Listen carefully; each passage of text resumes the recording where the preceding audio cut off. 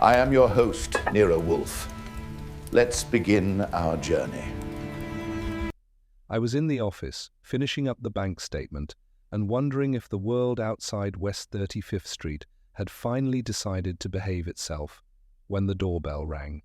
It wasn't the usual sort of ring the kind that suggests a bill collector or a nervous widow. It was a rhythmic, demanding series of jabs that told me whoever was on the stoop felt they owned the concrete they were standing on. I glanced at the clock. It was 11:04 a.m.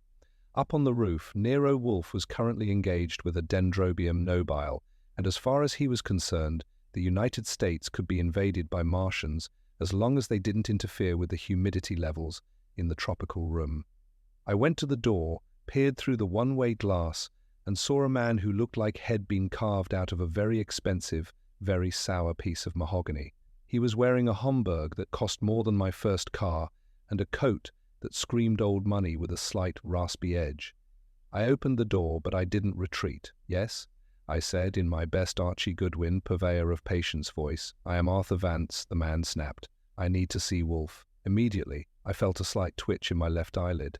I remembered the note in my desk drawer, a personal reminder from a few months back regarding certain names that tended to grate on the nerves.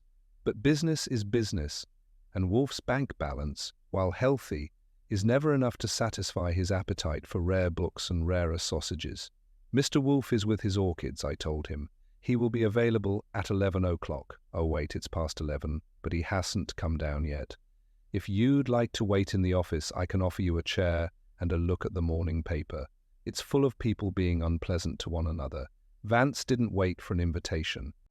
He brushed past me, his leather briefcase swinging like a weapon.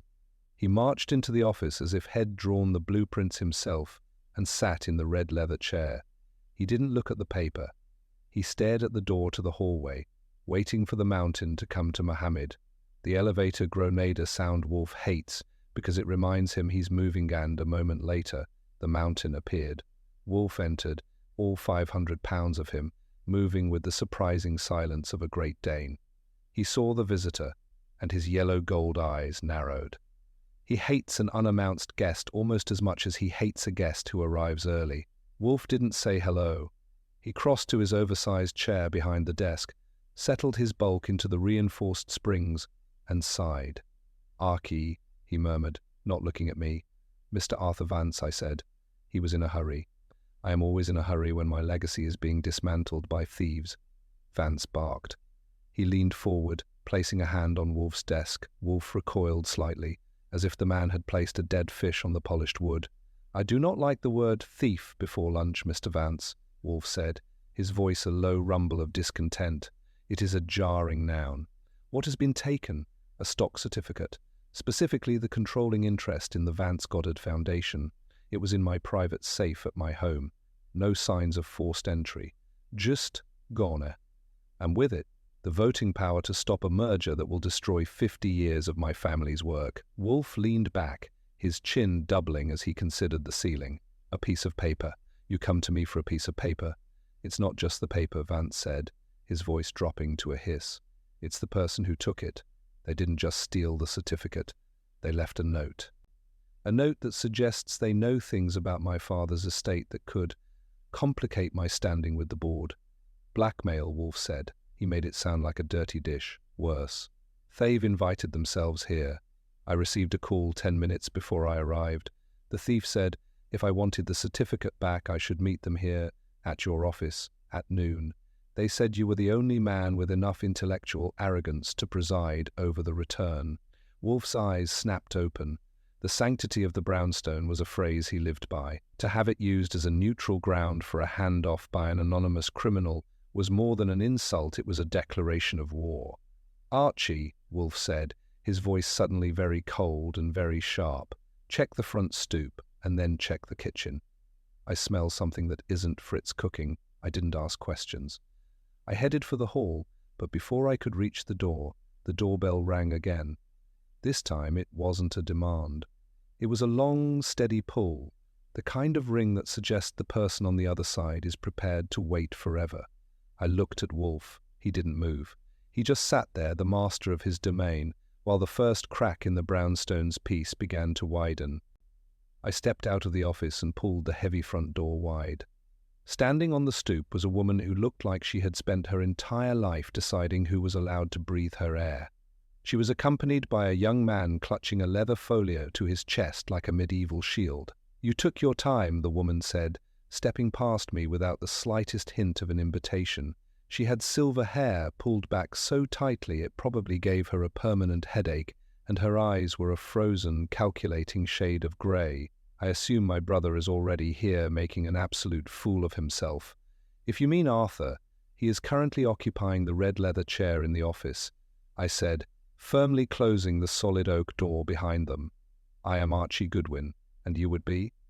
"Eleanor Goddard," she said, not bothering to look at my face. She was already scanning the hallway, her sharp nose wrinkling slightly at the faint scent of Fritz roasting duck. The young man trailing reluctantly behind her looked like a nervous intern, though the expensive cut of his suit suggested he was paid well enough to suffer her demanding presence. "And this is my nephew, Leo," she added. "We were instructed to be at this absurd address at noon." "Instructed by whom?" I asked, leaning casually against the archway, an anonymous caller with a synthesized voice. Leo spoke up, his tone defensive. "They said the Foundation's missing assets would be redistributed today." Before I could ask another probing question, the swinging door at the far end of the hall burst violently open. Fritz emerged from the kitchen, wielding a wooden spoon like a truncheon, his face flushed with righteous fury. "Ah!" "There is a strange man in my kitchen," Fritz hissed, pointing the spoon aggressively back the way he had just come. "He came through the delivery door. He is looking at the copper pans." I left Eleanor and Leo standing in the hall and pushed through the swinging door. Standing next to the prep table, inspecting a polished saucer pot, was a tall, lean man in a tailored tweed jacket. He had the relaxed, arrogant posture of a man who firmly believed he belonged anywhere he chose to stand. "Nice setup," the man said, turning to face me. He had a quick smile that didn't quite reach his eyes. Commercial-grade ventilation. Very impressive for a private residence. "The knives are also very sharp, and Fritz knows exactly how to use them," I said, stepping deliberately between him and the stove. "Who are you, and why are you critiquing the cookware instead of ringing the front bell?" "Marcus Thorne," he said, casually tossing an embossed business card onto the butcher block. "I prefer back doors. They tell you far more about a house than the front. I received a cryptic invitation to join Arthur and Eleanor here today. Something about a sudden shift in business wind. As the Foundation's chief legal counsel, I thought it best to attend." "This way, Counselor," I said, gesturing firmly toward the hall. I herded Marcus out of the kitchen, placated Fritz with a solemn promise to lock the delivery door, and escorted the trio directly into the office. The atmosphere in the room immediately dropped 10 degrees. Arthur was still planted in the red leather chair, but the moment he saw his sister and his lawyer enter, his posture went entirely rigid. He looked desperately at Wolfe, who hadn't moved an inch. Wolfe was leaning back in his custom-built chair, his eyes tracing the movements of the newcomers with the detached interest of a biologist observing beetles trapped in a jar. "Eleanor," Arthur snapped, his voice tight. "What are you doing here? Did you orchestrate this ridiculous circus?" "Don't flatter yourself, Arthur," Eleanor replied smoothly, taking the yellow chair nearest the globe. "If I were orchestrating your downfall, I certainly wouldn't do it in a stranger's dusty parlor. I would do it in a boardroom." Leo hovered nervously behind his aunt's chair. Marcus Thorne leaned comfortably against the bookshelves, looking entirely too amused by the unfolding squabble. "Mr. Wolfe," Arthur demanded, "throw them out. This is a private consultation." Wolfe's eyes shifted deliberately to Arthur. "You do not dictate the guest list in my house, sir. You brought a baffling problem to my desk. These people seem to be essential to the equation. I intend to sit right here and discover exactly why an anonymous thief finds your collective misery so immensely entertaining." The room fell into a heavy, suffocating silence. Wolfe closed his eyes, inhaled deeply, and the psychological games officially began. Wolfe did not immediately address the room. He leaned forward, adjusted a sprig of yellow phalaenopsis in the small vase on his desk, and let the silence stretch until it became a physical weight. Arthur was practically vibrating with indignation. Eleanor maintained her glacial composure. Leo shifted his weight from one expensive loafer to the other, and Marcus Thorne simply watched Wolfe with the amused detachment of a man at a tennis match. I leaned against my desk, crossing my arms, taking inventory of the breathing patterns. When people are guilty, they breathe differently. Right now, they were trying not to breathe at all. "Mr. Vance," Wolfe rumbled, his voice startlingly loud, "you informed me that the stolen certificate controls the voting power to stop a merger that would dismantle your family's legacy. Who stands to benefit most if this succeeds?" Arthur's face darkened, veins bulging against his starched collar. "Half the board, but the disaster's architect is Evelyn Cross. She has been whispering poison into the ears of the shareholders for 3 years, promising liquid gold if we sell out to a corporate conglomerate." "Is Miss Cross aware of your sudden lack of leverage?" Wolfe asked mildly. "She shouldn't be," Arthur snapped, "unless she stole it herself or paid a professional to bypass my security system." Right on cue, the doorbell rang. I walked down the hall and opened the front door. Standing there was a woman in a sharp navy blue suit, holding a briefcase like it contained state secrets. She had the posture of someone used to taking the head chair in a boardroom. Her dark hair was cut in a severe bob, her eyes hard as polished onyx. "Evelyn Cross," she said briskly, stepping inside before I could speak. "I received a theatrical phone call instructing me to be at this address at noon regarding the Vance Goddard Foundation. I assume Arthur is already here making baseless accusations." "He's in the red leather chair," I said. "I'm Archie Goodwin. You're the 5th to arrive. We have a full house through that door. Mind the antique rug." She marched past me. When I followed her into the office, the tension had thickened into a solid wall. Arthur was half out of his chair, Eleanor was smirking openly, and Marcus Thorne gave a polite, mocking wave. Leo looked like he wanted to crawl under the rug I had just warned Evelyn about. "Evelyn," Arthur growled. "I should have known you were behind this ridiculous charade." "Behind what, Arthur?" Evelyn asked, setting her briefcase on her lap. "Your inability to manage your own assets? If you've lost the voting shares, admit it. I have a tea time at 3 o'clock, and I don't intend to waste my afternoon in a dusty parlor watching you panic over your inevitable defeat." "It is not a parlor," Wolfe said. He hadn't raised his voice, but the dense gravity of it stopped Evelyn cold. She turned to look at him. "It is an office, and none of you will be leaving until I am satisfied." Evelyn narrowed her eyes, unimpressed by his sheer mass. "Who exactly are you to hold us here? That sounds suspiciously like unlawful restraint." "I am the man Arthur Vance hired to recover his property," Wolfe replied, ignoring the threat, "though it seems I am now also the host of a bizarre gathering orchestrated by the thief. Consider the geometry of this situation. We have 5 individuals: Mr. Vance, the victim, Miss Goddard and Mr. Leo Goddard, estranged family members with an axe to grind, Mr. Thorne, the legal counsel who prefers the tradesman's entrance, and Miss Cross, the corporate rival. You all received anonymous summons. All of you have a financial interest in the Foundation's fate." Wolfe closed his eyes, lacing his fingers over his center of gravity. "The thief did not summon you all here to return the certificate, out of charity. They summoned you to create a spectacle.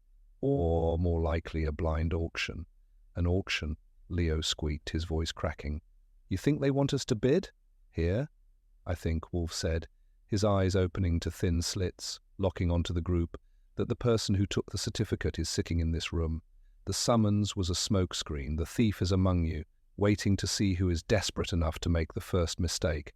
Silence returned, edgy and dangerous. 5 pairs of eyes darted around the room, evaluating and calculating the odds. I pulled out my notebook and uncapped my pen.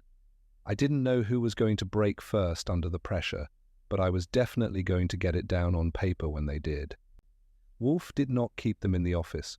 He is a genius, not a warden, and he knew that pressure applied too long loses its edge. He let the silence hang just long enough to make them all acutely aware of their own heartbeats, then abruptly dismissed them with a flick of his thick fingers. He told them to go about their day, but to remain available, implying heavily that his gaze would follow them out the door. They practically trampled each other to reach the hallway, their previous arrogance dissolving into a desperate need for fresh air. When the front door finally clicked shut, leaving the house to its accustomed peace, Wolfe turned his attention to his beer. He poured it meticulously, watching the foam settle. "Archie." "Yes, sir. I have my notebook, my gun, and a profound sense of skepticism." "Good." Mr. Thorne's confident entry through the kitchen suggests a familiarity with this property that bothers me. Furthermore, Miss Cross claims she had a tea time at 3 o'clock. It is currently raining. People who play golf do not schedule rounds in a downpour unless they are remarkably dedicated or remarkably dishonest. You will follow Miss Cross. Find out what she actually considers a tea time. I grabbed my raincoat and hat and walked out into the drizzle. The pavement of West 35th Street was slick and grey, matching the mood of the sky. Evelyn Cross had opted to walk, a brisk, determined stride that chewed up the Manhattan blocks. She didn't head for a country club. She headed south, toward the financial district, her umbrella held low like a shield against the rest of humanity. I kept my distance, utilizing the reflection of shop windows and the cover of newspaper stands. She finally ducked into a sleek steel and glass skyscraper that housed a dozen hedge funds and corporate law firms. I followed her into the lobby, watching the elevator indicator stop at the 14th floor. The directory listed a firm specializing in offshore accounts and corporate restructuring. I couldn't follow her upstairs without an invitation, so I employed the oldest trick in the book. I found a dry spot across the street, leaned against a granite pillar, and waited. The rain turned into a steady, percussive drumming against the awnings and car roofs. It was the kind of afternoon that seeped into your bones and made you wish you were sitting in front of Fritz's stove with a hot cup of coffee. An hour passed. Then, the revolving doors of the glass tower spun, but it wasn't Evelyn Cross who walked out. It was Marcus Thorne. My brain did a quick calculation. Thorne had left the brownstone 20 minutes before Cross, supposedly heading to his own office. Yet here he was, exiting the exact building Cross had entered. They were supposed to be sworn enemies in the boardroom, representing entirely different factions of the Vance Goddard dispute. I peeled myself away from the granite pillar and fell into step half a block behind him. Thorne wasn't walking like a man with a clear conscience. He kept checking his watch, his pace hurried, his eyes darting toward the alleyways. He stopped at a corner phone booth, dug a handful of coins from his trench coat, and dialed quickly. I moved closer, pretending to examine a display of discounted umbrellas in a pharmacy window. The traffic noise muffled his words, but his body language spoke volumes. He was arguing, his hand chopping the air aggressively. He slammed the receiver down, shoved his hands deep into his pockets, and turned sharply down a narrow side street. I followed, the percussion of my own footsteps blending with the rain. The street was lined with delivery entrances and overflowing dumpsters. It was a stupid place for a high-priced lawyer to walk, which meant he wasn't taking a shortcut. He was meeting someone. A shadow detached itself from the gloom of a recessed loading dock. I recognized the nervous posture and the expensive, albeit damp, suit instantly. It was Leo Goddard. They didn't shake hands. Thorne grabbed the younger man by the lapels, shoving him hard against the brick wall. Leo's hands flew up in defense, his mouth open in a panicked plea that the rain washed away. It wasn't a corporate negotiation, it was an extortion. I stepped into the mouth of the alley, my hand resting casually on the cold steel in my coat pocket, ready to change the rhythm of their private and violent little conversation. I didn't step into the light just yet. I stayed back in the shadows of the alley mouth, watching the tableau of the lawyer and the nephew. Marcus Thorne had Leo Goddard pinned against a stack of sodden crates, and even from 20 feet away, I could see the kid was shaking. Thorne was saying something, his face inches from Leo's, his voice a low, jagged rasp that didn't need to be loud, to be threatening. Leo nodded frantically, his hands fluttering like trapped birds. Whatever Thorne wanted, Leo was giving it to Heimar, at least promising he would. Thorne finally released him with a contemptuous shove, straightened his own lapels, and walked out the other end of the alley toward Broadway. Leo stayed slumped against the brick for a full minute, looking like he might be sick, before he pulled himself together and headed the opposite way. I decided not to shadow either of them.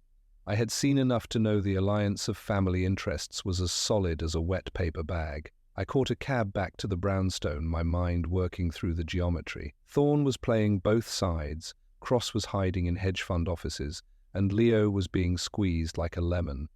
When I walked back into the office, the house felt different. Usually the brownstone is a fortress of predictable routine, governed by the ticking of the clock and the clinking of beer bottles. But as I shook out my wet raincoat, I noticed Wolfe wasn't behind his desk. He was standing by the large globe, his back to the door, his shoulders hunched in a way that suggested deep displeasure. "The rain has stopped," I said, hoping to break the mood. "And I've got some items for the ledger." Thorne and Leo are having secret meetings in damp alleys, and Miss Cross' tea time was actually a business meeting at a firm that specializes in corporate raiding. Wolfe didn't turn around. The trivialities of their movements are secondary, Archie. Someone has been in this room. I stopped mid-stride. "In here? Since we left?"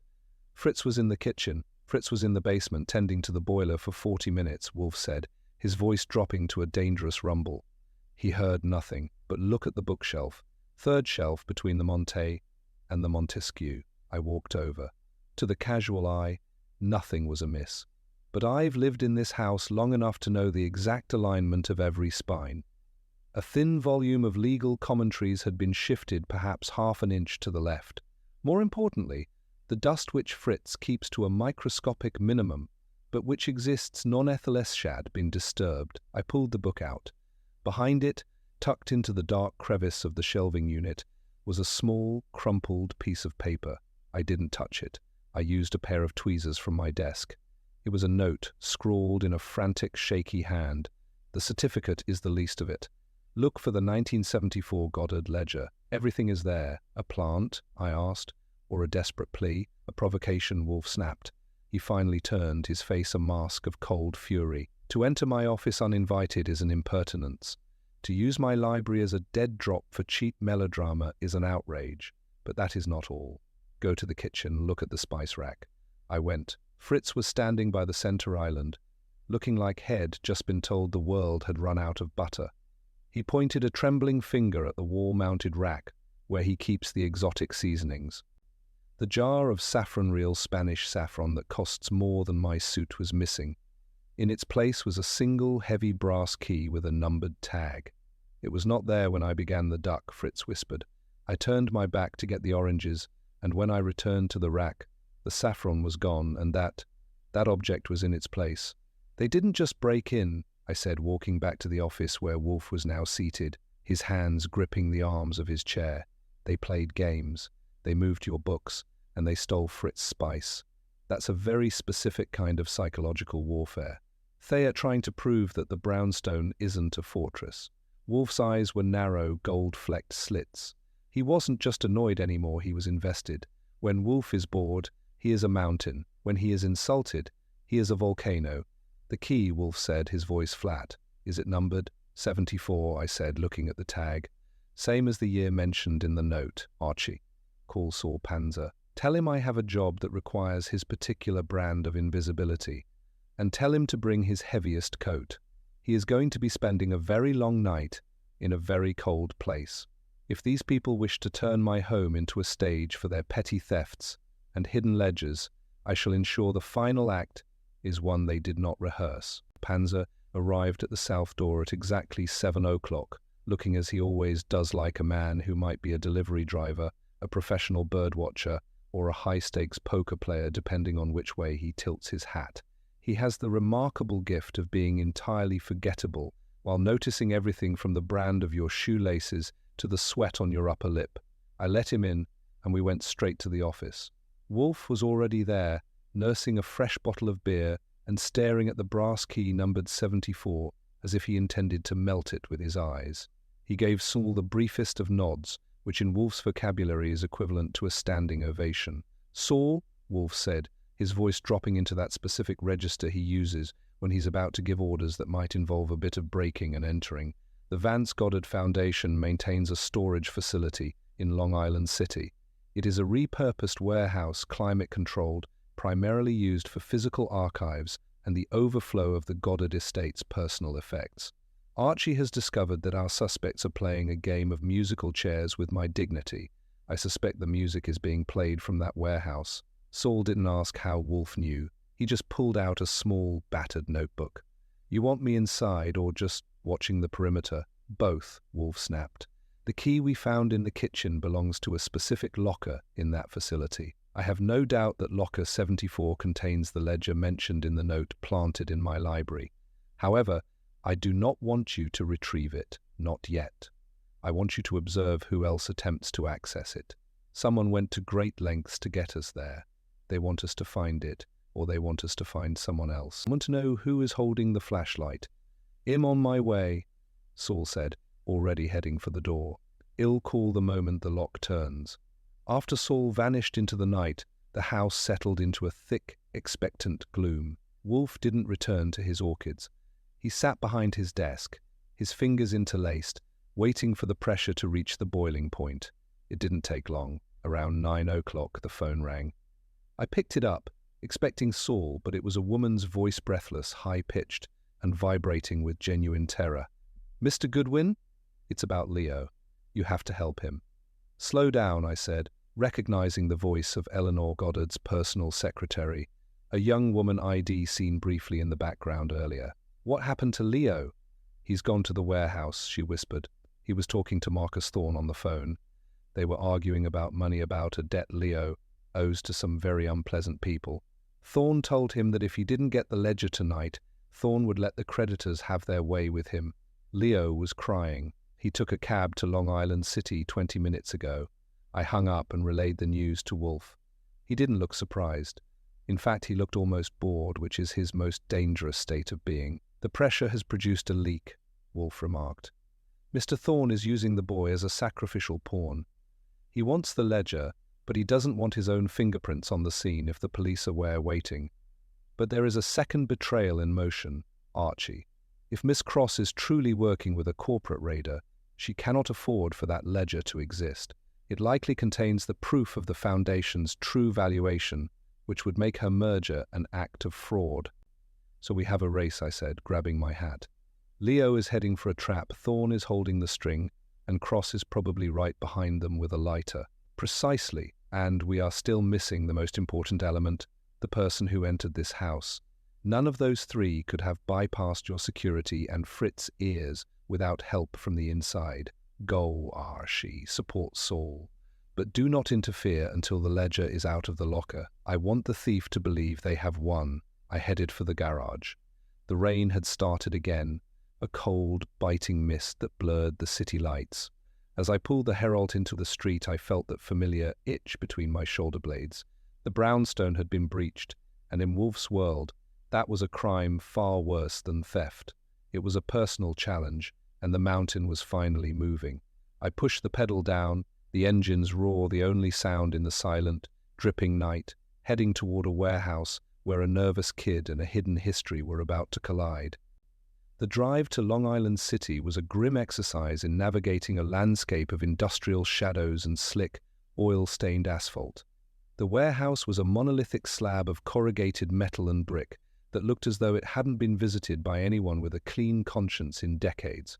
I doused the headlights a block away and coasted to a stop behind a rusted delivery van.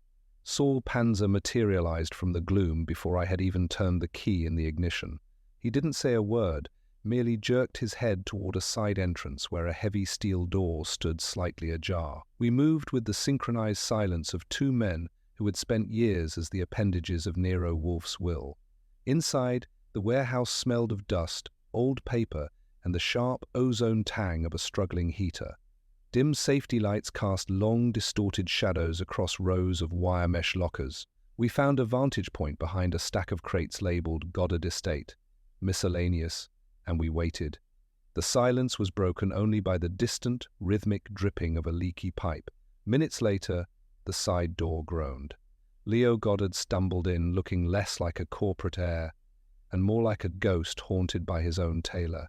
He was pale, his eyes darting toward every shadow as he fumbled with the brass key numbered 74. His hands were shaking so violently that he dropped the key twice before finally managing to slot it into the padlock. The metallic click of the lock opening sounded like a gunshot in the cavernous space. He reached inside and pulled out a heavy, leather-bound Volumeth 1974 ledger. He didn't get 5 feet before a second figure stepped out from behind a row of filing cabinets. Marcus Thorne didn't look like a lawyer anymore. He looked like a predator who had finally cornered his prey. He held a small, blunt-nosed revolver with the casual competence of a man who knew exactly how to use it. Leo froze, clutching the ledger to his chest as if it could stop a bullet. "Hand it over, Leo," Thorne said, his voice echoing with a cold, metallic ring. "You were never meant to keep it. You were just the errand boy. You said this would clear my debts," Leo stammered, his voice cracking. "You said if I got this, the board would have to listen to me. You're using me, Marcus. You've always used me. The world is built for those who use, and those who are used," Thorne replied, taking a step forward. "Now, give it to me before I decide that your debt is better settled by a permanent vacancy in the Goddard family tree." Just as Thorne reached for the book, a sharp, authoritative click echoed from the far end of the aisle. Evelyn Cross stepped into the pale light, her umbrella gripped like a baton. She wasn't alone.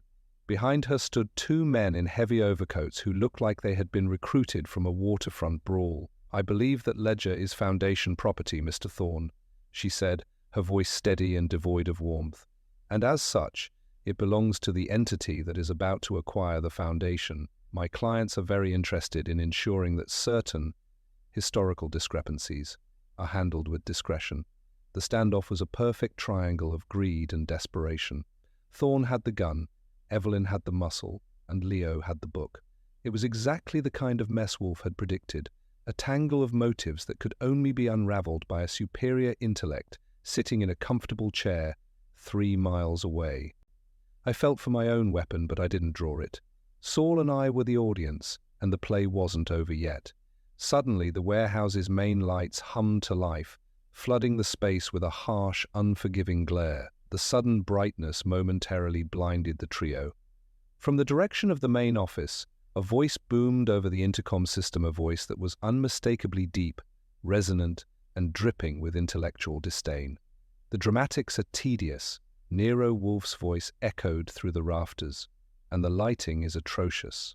Mr. Goodwin, if you would be so kind as to disarm the lawyer and escort our guests to the brownstone. I have ordered a late supper, and I do not intend to have it ruined by your inability to keep a schedule."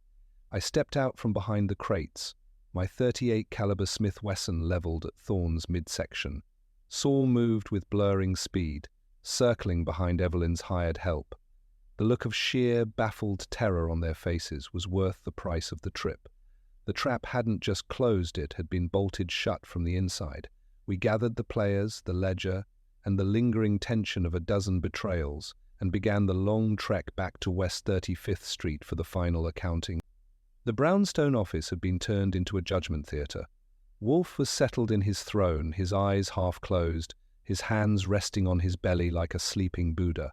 Fritz had brought in a tray of cider and small sandwiches, though no one but Wolfe seemed to have the stomach for them. Arthur Vance sat rigidly in the red leather chair, staring with murderous intent at Marcus Thorne, who was seated on a folding chair near the bookshelves, his hands cuffed to the frame. Evelyn Cross sat in the yellow chair, her posture still defiant, while Leo hovered near the door, looking like he wanted to dissolve into the woodwork. I stood by the door, my back against the wood, keeping a casual eye on the room, while Saul Panzer leaned against the hallway arch, a silent shadow of reinforcement. Wolfe opened his eyes and deliberately sipped his cider. "We are all here," he murmured, his voice carrying the weight of a gavel. "The thief, the victim, the conspirators, and the merely incompetent. It is a crowded room for such a singular crime. Mr. Thorne, your attempt to use a firearm in a warehouse was a display of intellectual bankruptcy. To resort to force is to admit that your logic has failed. You have no standing to hold me here, Wolfe," Thorne spat, though his voice lacked its earlier vibrance. "Those cuffs are an invitation to a massive lawsuit. Lawsuits require a reputation to protect, sir, and yours is currently being shredded by the very ledger Mr. Goodwin is holding," Wolfe countered.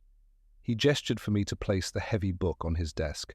I did so, the thud of the leather against the wood echoing like a heart skipping a beat. "This ledger, which you were so desperate to secure, details the 1974 valuation of the Vance Goddard holdings. More importantly, it contains the original bylaws regarding the transfer of voting shares bylaws that make your planned merger with Miss Cross clients not just unethical, but a felony of monumental proportions. Evelyn Cross leaned forward, her eyes flashing. My clients have nothing to do with Thorne's private thievery. We were acting on the information provided. Information that you knew was tainted, Miss Cross, Wolfe said, his eyes shifting to her. You were not a victim of Thorne's deception, you were his partner in the early stages, until the missing certificate became a pivot point for a more lucrative betrayal. You both wanted that paper, but for different reasons. You wanted it to bury the truth, and Mr. Thorne wanted it to hold the Foundation hostage. But who took it? Arthur Vance burst out, his face a mottled purple. If they were both looking for it at the warehouse, who took the certificate from my safe and planted that note in your library? Who broke into your house, Wolfe?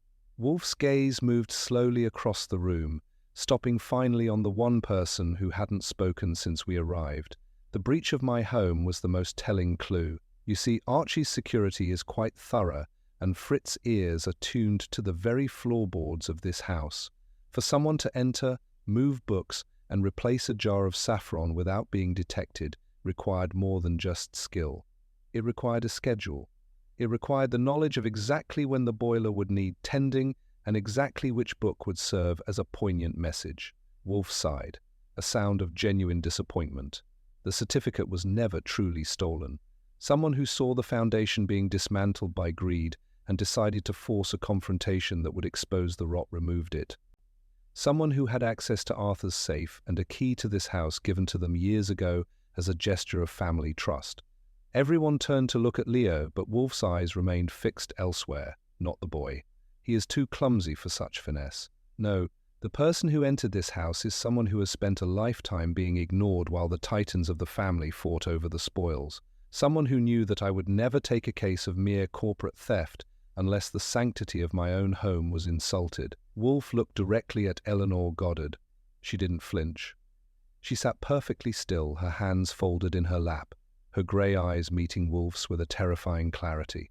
You moved the books, Eleanor, Wolfe said quietly. You took the saffron. You staged the theft of the certificate to bring the wolves into my office where I could see their teeth. You didn't want the money. You wanted justice. The silence that followed was unlike any other. It wasn't the silence of anticipation, but the heavy, suffocating stillness of a tomb being sealed. Eleanor Goddard did not move. She did not tremble, and she certainly didn't reach for a handkerchief. She merely sat there, looking at Wolfe with the detached interest of a mathematician watching a proof reach its inevitable conclusion. Arthur Vance looked as though he had been struck across the face with a wet trout, his mouth hanging open in a silent, indignant O of disbelief. You, Arthur finally managed to choke. You staged the theft? You took the certificate from my safe, my own sister. I didn't take it from your safe, Arthur, Eleanor said, her voice like the sound of dry leaves skittering over marble. I took it from the gutter where you had dropped it. You were so busy negotiating the price of your soul with Marcus and Evelyn that you didn't even notice the safe was left open for 3 hours last Tuesday. I didn't steal it to keep it. I stole it to save it. Wolfe nodded, a microscopic movement that indicated he found her logic satisfactory, if not her methods. A desperate measure, madam. You knew that if Arthur retained control, he would sell to the highest bidder. You knew that if Marcus succeeded, he would drain the Foundation dry through legal chicanery. And you knew that Miss Cross clients would turn your father's legacy into a series of tax write-offs. You needed a catalyst. You needed a mind that could not be bought or intimidated. I needed you, Mr. Wolfe, Eleanor said simply, and I knew that a simple retainer would not suffice. You are a man of habits and comforts. To get your full attention, I had to disturb those comforts. I had to make the case personal. I knew Archie's routine from the few times I visited this house with the board. I knew Fritz's schedule. I waited for the rain, for the cleaning of the boiler, for the moments when the fortress was momentarily unguarded. The saffron I put in was a nice touch. A bit theatrical, but it worked. It got Fritz into a lather, and that's the fastest way to get Wolfe into a bad mood. It was a signal, Eleanor replied, looking at me for the first time. A sign that the person inside the house wasn't a common burglar, but someone who appreciated the value of what was being protected. The 1974 ledger was the final piece. It contains the clause that prevents any merger without the unanimous consent of the original heirsa clause Arthur and Marcus had conveniently chosen to misinterpret for their own gain. Marcus Thorne let out a jagged, bitter laugh from his chair. "It's a beautiful story, Eleanor. Truly. But you've still admitted to breaking and entering, and Wolfe here is holding a kidnapped lawyer and a corporate executive against their will. Whatever is in that ledger, the way it was obtained makes it inadmissible." "Mr. Thorne," Wolfe said, his voice dropping to a low, dangerous purr, "you are under a profound delusion, im Noir court. I am a private investigator. The evidence I have gathered recorded threats you made in the warehouse, the testimony of Leo regarding your extortion, and the physical ledger itself is not for a judge to weigh quite yet. It is for the district attorney, Mr. Kramer, who is currently sitting in my front hall, having been invited to arrive at exactly 9:45. The colour drained from Thorne's face so quickly it was as if someone had pulled a plug.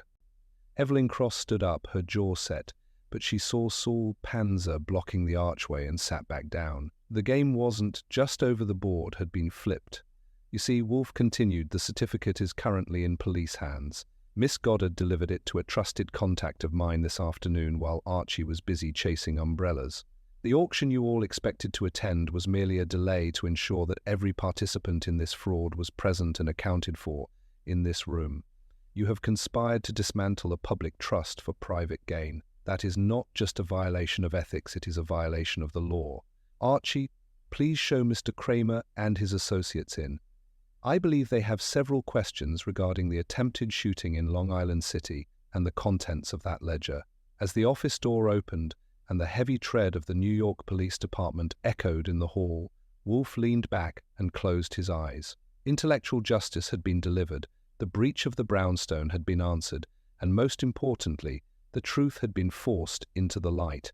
Arthur Vance looked at his sister with a mixture of fear and loathing, but she didn't look back. She simply stood up, smoothed her skirt, and waited for the law to take over the mess she had so meticulously created. Going from a crowded office to a silent one is always my favorite part of the job. Once Inspector Kramer had finished growling about the paperwork and escorted the Vance Goddard collection of vultures toward the precinct, the brownstone finally began to breathe again. The air, which had been thick with the scent of Marcus Thorne's expensive cologne and Arthur Vance's high-octane panic, was gradually being reclaimed by the honest, comforting aroma of Fritz's kitchen. I walked around the room, straightening the chairs and moving the globe back to its precise latitude, while Wolfe sat behind his desk, looking like a man who had just successfully navigated a battleship through a narrow canal. The ledger was gone, tucked under Kramer's arm, and the brass key numbered 74 sat in the wastebasket. Eleanor Goddard had been the last to leave, departing not as a prisoner, but as a woman who had cleared her conscience and lost her family in a single afternoon. She hadn't asked for a thank you, and Wolfe hadn't offered one. In this house we deal in results, not gratitude, especially when the client starts by moving the furniture without permission. "You know," I said, leaning against the corner of his desk and watching Wolfe ring the buzzer for Fritz. "She was right about one thing. You wouldn't have lifted a finger if she hadn't made it personal. If Shed just walked in here and offered a check to find a missing paper, you would have told her to go to a mid-sized agency with a storefront and a neon sign." Wolfe didn't look up. He was busy inspecting his fountain pen for a hypothetical leak. "Her methods were an affront, Archie. To treat this house as a stage for a morality play is a high-handed impertinence. She risked the integrity of our security and housekeeping for a tactical advantage. It was efficient, yes, but it was also deeply annoying. It saved the foundation, I noted, and it probably saved Leo from a very short life as a corporate fall guy. I'd say the saffron was a fair price to pay for keeping that many people out of the breadline." The door opened and Fritz appeared, carrying a silver tray with 2 glasses and a chilled bottle of Remy Rouge. He looked considerably more relaxed now that his kitchen was no longer a thoroughfare for lawyers. He set the tray down with a flourish, gave Wolfe a nod of professional solidarity, and retreated back to his sanctuary. Wolfe poured the wine with a steady hand, the ruby liquid catching the light of the desk lamp. "Justice is rarely a tidy business," Archie, Wolfe remarked, after taking a slow, appreciative sip. "It is often a byproduct of conflicting greed.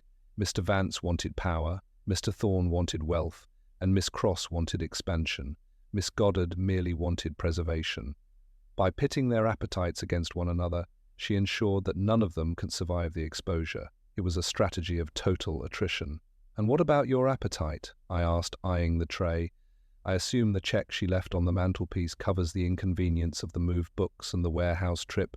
"It is adequate," Wolfe conceded, which in his language meant it was enough to buy a small island or at least a very rare orchid from a private collection in the Andes. "But the financial compensation is secondary to the restoration of order.